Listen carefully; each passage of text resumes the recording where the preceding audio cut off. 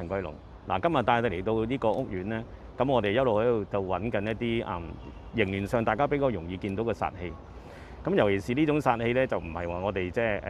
天然間所產生嘅，係人為所產生嘅。嗱，舉例咧，我哋有啲防盜嘅鐵枝係嘛，好多時為咗驚嗰啲盜賊啊，即係爬入屋或者爬水渠啦，就形成咗好多鐵枝咧，就係保護嗰個層嘅。但係因為呢個鐵枝嘅形態咧，我哋喺風水學嚟講咧，就為之戰煞。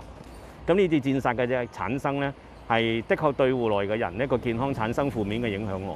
咁所以話咧，如果我哋需要去化解嘅話咧，究竟擺啲乜嘢咧？嗱，咁不妨咧先喺鏡頭上咧先睇睇咩叫為之戰煞先。大家睇下我身後邊咧，呢個屋苑嘅，因為佢係屬於低層防盜嘅欄山嚇，咁裏邊咧就產生咗一種戰煞嘅情況。咁究竟點樣化煞咧？嗱，因為有戰煞嘅產生咧，就係因為人為嘅一啲嘅籬笆係嘛，咁籬笆成為一個戰嘅形啦。咁到底我哋話，如果我哋住得近先要化煞嘅。舉例話你，如果我係5層以上，你係6樓、7樓、8樓咧，個戰煞其實對你影響唔係咁大。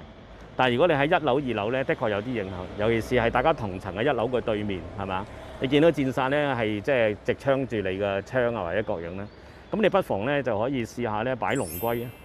一啲化煞龍龜嚇，即係好似嗱，我自己鋪頭咧都有賣化煞龍龜嘅，咁但係你話我唔想買得太過專業嘅風水物品喎，咁樣，咁你可以買咧龍頭龜身嘅產品嚇，咁用石做係最好嘅。咁但係咧，我哋話要size 唔好買太大嚇，買大概係4寸至6寸高已經好夠嘅。咁你個位置咧，你可以相對咧就係擺一對或者一隻都好過唔擺嘅，係嘛？咁你話以上咧就帶出嘅資訊咧，就的確係真係可以化到唔少嘅一個戰煞嘅公害。咁你話咧喺我哋自己嘅三元玄空派裏邊嘅化煞嘅戰煞嘅部分咧，的確會更加會精闢啲嘅。